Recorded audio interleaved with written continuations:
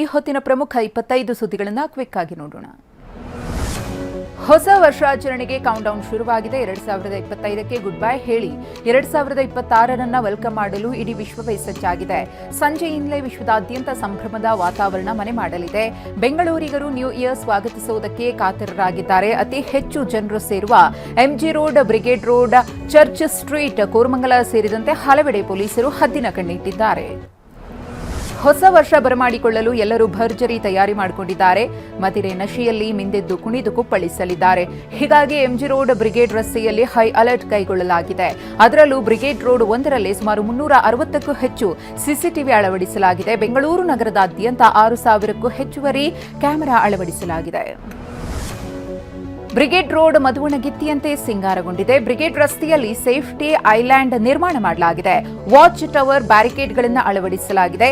ಸಂಭ್ರಮಾಚರಣೆ ವೇಳೆ ಅಸ್ವಸ್ಥರಾದವರಿಗೆ ತಾತ್ಕಾಲಿಕ ಐಲ್ಯಾಂಡ್ಗಳಲ್ಲಿ ಆಶ್ರಯ ನೀಡಲು ಖಾಕಿ ಪ್ಲಾನ್ ಮಾಡಿಕೊಂಡಿದೆ.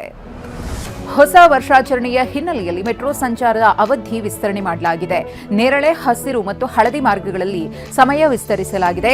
ಬೈಯಪ್ಪನಹಳ್ಳಿಯಿಂದ ಕೆಂಗೇರಿಗೆ ಕೊನೆಯ ಮೆಟ್ರೋ 1:45ಕ್ಕೆ ಹೊರಡಲಿದೆ. ಕೆಂಗೇರಿಯಿಂದ ಬೈಯಪ್ಪನಹಳ್ಳಿಗೆ ಹಾಗೂ ಮೆಜೆಸ್ಟಿಕ್ನಿಂದ ನಾಗಸಂದ್ರದ ನಡುವೆ 2 ಗಂಟೆಗೆ ಕೊನೆಯ ರೈಲು ಸಂಚರಿಸಲಿದೆ. ಹೊಸ ವರ್ಷಾಚರಣೆ ಹಿನ್ನೆಲೆ ಬೆಂಗಳೂರು ನಗರದಾದ್ಯಂತ ಬಿಎಂಟಿಸಿ ಬಸ್ ಸಂಚಾರ ಅವಧಿ ವಿಸ್ತರಣೆ ಮಾಡಲಾಗಿದೆ.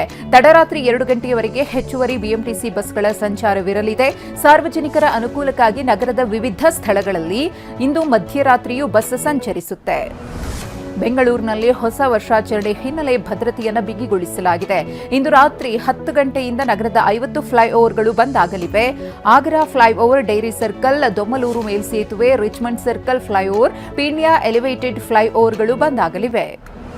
ಹೊಸ ವರ್ಷದ ಸಂಭ್ರಮಾಚರಣೆಗೆ ಎಲ್ಲರೂ ಸಿದ್ಧತೆ ಮಾಡಿಕೊಂಡಿದ್ದಾರೆ. ಬೆಂಗಳೂರು ದಕ್ಷಿಣ ಜಿಲ್ಲೆಯಲ್ಲಿನ ಕೆಲವು ಪ್ರವಾಸಿ ತಾಣಗಳಿಗೆ ನಿರ್ಬಂಧ ವಿಧಿಸಲಾಗಿದೆ. ಇವತ್ತು ಸಂಜೆ 6 ಗಂಟೆಯಿಂದ ಜನವರಿ 1ರ ಬೆಳಗ್ಗೆ 6 ಗಂಟೆಯವರೆಗೂ ಶ್ರೀರಾಮದೇವರ ಬೆಟ್ಟ, ಸಂಗಮ, ಮೇಕೆದಾಟು, ಚುಂಚಿ ಫಾಲ್ಸ್ ಸೇರಿದಂತೆ ಕೆಲ ಪ್ರದೇಶಗಳಿಗೆ ಪ್ರವಾಸಿಗರ ಭೇಟಿಗೆ ಬ್ರೇಕ್ ಹಾಕಲಿದೆ. ಬೆಂಗಳೂರಷ್ಟೇ ಅಲ್ಲದೆ ರಾಜ್ಯದ ಮೂಲೆ ಮೂಲೆಯಲ್ಲೂ ಕೂಡ ಹೊಸ ವರ್ಷಾಚರಣೆಯ ಮೇಲೆ ಪೊಲೀಸ್ ಇಲಾಖೆ ಹದ್ದಿನ ಕಣ್ಣಿಟ್ಟಿದೆ. ಕೊಡಗು ಜಿಲ್ಲೆಯ ಕುಶಾಲನಗರದಲ್ಲಿ ಡ್ರಗ್ಸ್ ಪಾರ್ಟಿ ಆಯೋಜನೆಗೆ ಸಿದ್ಧತೆ ಮಾಡಿಕೊಂಡಿದ್ದ ಶಂಕೆಯ ಮೇರೆಗೆ 5ರನ್ನ ಬಂಧಿಸಲಾಗಿದೆ. ಚಿಕ್ಕಬಳ್ಳಾಪುರದ ಸ್ಕಂದಗಿರಿ, ಕೈವಾರ ಬೆಟ್ಟಗಳ ಚಾರಣಕ್ಕೂ ಚಿಕ್ಕಬಳ್ಳಾಪುರ ಅರಣ್ಯ ಇಲಾಖೆ ನಿರ್ಬಂಧ ಹೇರಿದೆ.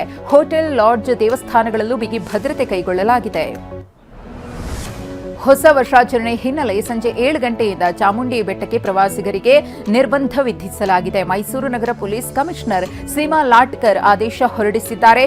ಬೆಟ್ಟಕ್ಕೆ ಯಾವುದೇ ಊಟ ತೆಗೆದುಕೊಂಡು ಹೋಗುವುದನ್ನು ನಿಷೇಧಿಸಲಾಗಿದೆ. ಬೆಂಗಳೂರಿನಲ್ಲಿ ಸೋಫಾ ತಯಾರಿಕಾ ಫ್ಯಾಕ್ಟರಿಯಲ್ಲಿ ಅಗ್ನಿ ಅವಘಡ ಸಂಭವಿಸಿದೆ. ನಾಯಂಡಹಳ್ಳಿಯ ಐಟಿಐ ಲೇಔಟ್ನಲ್ಲಿರುವ ಸೋಫಾ ಫ್ಯಾಕ್ಟರಿ ಆಕಸ್ಮಿಕ ಬೆಂಕಿಯಿಂದ ಹೊತ್ತಿ ಉರಿದಿದೆ. ತಕ್ಷಣವೇ 3 ಅಗ್ನಿಶಾಮಕ ವಾಹನಗಳಿಂದ ಬೆಂಕಿ ನಂದಿಸಲಾಯಿತು. ಅದೃಷ್ಟವಶಾತ್ ಯಾವುದೇ ಪ್ರಾಣಾಪಾಯ ಸಂಭವಿಸಿಲ್ಲ. ಆದರೆ 3 ಕೋಟಿ ರೂಪಾಯಿ ಮೌಲ್ಯದ ವಸ್ತುಗಳು ಬೆಂಕಿಗಾಹುತಿಯಾಗಿವೆ. ಕಾಲೇಜು ವಿದ್ಯಾರ್ಥಿಗಳಿದ್ದ ಬಸ್ ಪಲ್ಟಿಯಾಗಿ 12 ಜನ ಗಾಯಗೊಂಡಿದ್ದಾರೆ. ಉತ್ತರ ಕನ್ನಡ ಜಿಲ್ಲೆಯ ಕುಮಟಾ ತಾಲೂಕಿನ ಯಾಣ ಬಳಿ ಬಸ್ ಪಲ್ಟಿಯಾಗಿದೆ. ದಾವಣಗೆರೆಯ ಜೈನ್ ಪಿಯು ಕಾಲೇಜಿನ ವಿದ್ಯಾರ್ಥಿಗಳು ಶಿರಸಿ ಮಾರಿಕಾಂಬಾ ದೇವಿಯ ದರ್ಶನ ಪಡೆದು ಯಾಣಗೆ ತೆರಳುತ್ತಾ ಇದ್ರು. ಆಗ ಚಾಲಕನ ನಿಯಂತ್ರಣ ತಪ್ಪಿ ಬಸ್ ಏಕಾಏಕಿ ಪಲ್ಟಿಯಾಗಿದೆ. ಕೊಡಗಿನಲ್ಲಿ ಕಾಡಾನೆಗಳ ದಾಂಧಲೆ ಮಿತಿಮೀರಿದೆ. ಮಡಿಕೇರಿ ತಾಲೂಕಿನ ಪೇರೂರು ಗ್ರಾಮದ ಮಂಜಾಟ್ ಕಾಲೋನಿಗೆ ನುಗ್ಗಿದ ಕಾಡಾನೆಗಳು 2 ಆಟೋ ರಿಕ್ಷಾ, 1 ಬೈಕ್ ಜಖಂ ಮಾಡಿವೆ. ಭತ್ತದ ಫಸಲು, ಅಡಿಕೆ, ಕಾಫಿ ಗಿಡಗಳನ್ನು ನಾಶಪಡಿಸಿವೆ. ಕೊಪ್ಪಳ ತಾಲೂಕಿನ ಬಂಡಿ ಹರ್ಲಾಪುರ ಬಸಾಪುರ ಗ್ರಾಮದಲ್ಲಿ ಆಟೋ ಮಾಲೀಕರು ವಿದ್ಯಾರ್ಥಿಗಳ ಜೊತೆ ಚೆಲ್ಲಾಟ ಆಡುತ್ತಿದ್ದಾರೆ.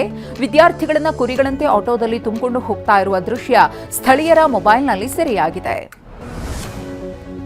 ಮನಿ ಹೇಯಿಸ್ಟ್ ವೆಬ್ ಸೀರೀಸ್ ಮಾದರಿಯಲ್ಲೇ ಬ್ಯಾಂಕ್ಗೆ ನುಗ್ಗಿ ದರೋಡೆಕೋರರು ಹಣ ದೋಚಿದ್ದಾರೆ. ಜರ್ಮನಿಯಲ್ಲಿ ಖಾಸಗಿ ಬ್ಯಾಂಕ್ಗೆ ನುಗ್ಗಿದ ಖತರ್ನಾಕ್ಗಳು ಗೋಡೆ ಕೊರೆದು ಬರೋಬ್ಬರಿ 35 ಮಿಲಿಯನ್ ಹಣ ದೋಚಿ ಎಸ್ಕೇಪ್ ಆಗಿದ್ದಾರೆ.